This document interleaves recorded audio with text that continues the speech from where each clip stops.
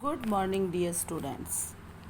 बेटा, हमने ये पूरा चैप्टर रीड कर लिया। उम्मीद करती हूँ कि आप सबको समझ में आया होगा। अब हम इस चैप्टर का कॉपी में होमवर्क करेंगे। आप सबने चैप्टर 4 कंप्लीट कर लिया होगा। अब आपको बिल्कुल न्यू पेज से डेट मेंशन करनी है। कल की डेट क्या है? मतलब आज की डेट होगी हमारी 28/7/2020। ठीक है, 28/7/2020। रेड वाली लाइन को छोड़ते हुए आप लिखेंगे पार्ट 5, नीचे लिखेंगे प्रेरक प्रसंग। अब आपको पता है कि दो महान व्यक्तियों के जीवन की घटनाएं हैं इस प्रेरक प्रसंग में। पहली घटना किसके जीवन की थी? किसकी थी बताइए? बाल गंगाधर राव तिलक की। और दूसरी घटना थी हमारे भारत के जो प्रथम राष्ट्रपति थे डॉक्टर राजेंद्र प्रसाद की। ठीक है, अब हम इन चैप्टर के कठिन शब्द करेंगे। आपने पार्ट 5 लिखा, फिर आपने प्रेरक प्रसंग लिखा और आपका अभ्यास 1 हो गया कठिन शब्द। अब देखिए, इसका पहला वर्ड है स्वतंत्रता, अध्यापक, दृष्टि, क्रोध, बुद्धिमान, स्वीकार, जन्मसिद्ध, प्रभावित, त्याग, बलिदान, देशभक्त, क्षमा। एक बार फिर हम रिपीट कर देते हैं। हमारा फर्स्ट वर्ड है स्वतंत्रता, अध्यापक, दृष्टि, क्रोध, बुद्धिमान, स्वीकार, जन्मसिद्ध, प्रभावित, त्याग, बलिदान, देशभक्त और क्षमा।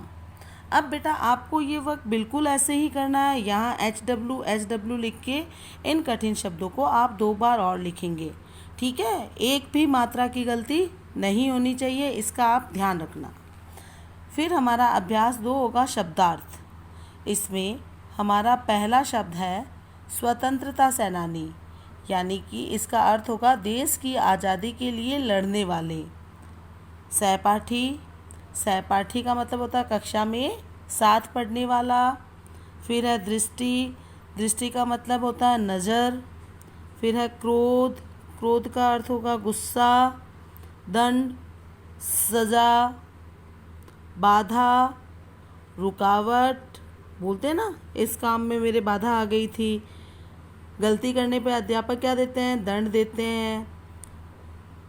घर में बच्चे शरारत करते हैं तो मम्मी को क्या आ जाता है? क्रोध आ जाता है। दृष्टि, यानी कि हम बोलते हैं ना भगवान की दृष्टि में सभी क्या है? एक समान है, यानी कि नज़र।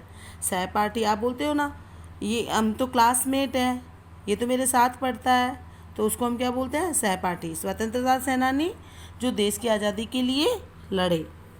उसके बाद सदैव, सदैव का मतलब होता है हमेशा। हमें सदैव सत्य बोलना चाहिए, हमें सदैव पढ़ाई करनी चाहिए। ठीक है। फिर है निष्ठा, भक्ति और विश्वास। हमें किस पे निष्ठा है? भगवान पे, अपने गुरु पे, अपने माता पिता पे, अपने से बड़ों पे। ठीक है। दृढ़ निश्चय, पक्का इरादा। सारे बच्चे क्या दृढ़ निश्चय करेंगे? हम अपनी हैंडराइटिंग में इम्प्रूवमेंट करेंगे, हम रोज़ रीडिंग करेंगे, अपने से बड़ों का कहना मानेंगे। ठीक है। फिर है गर्व, अच्छे कार्य पर किया गया अभिमान। अगर आपके बहुत अच्छे मार्क्स आते हैं तो आपके माता पिता को आप पे गर्व होता है ना।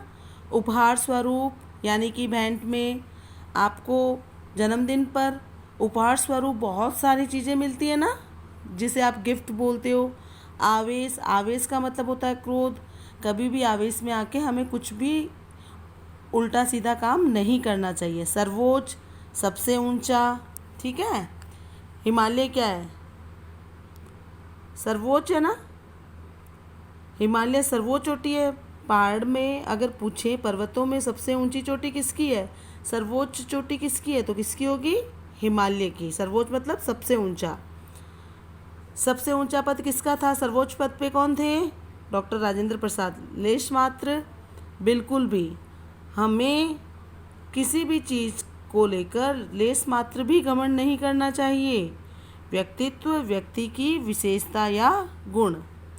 बोलते हैं ना पर्सनैलिटी आपकी कैसी है, ठीक है, उसका मतलब होता है व्यक्तित्व। बहुमूल्य, बहुत कीमती। ठीक है बेटा, तो आज का आपका वर्क हो गया। पहले आप ऐसे लिखेंगे, फिर ये आपके कठिन शब्द हो गए 12 हैं, उसके बाद आप शब्दार्थ करेंगे।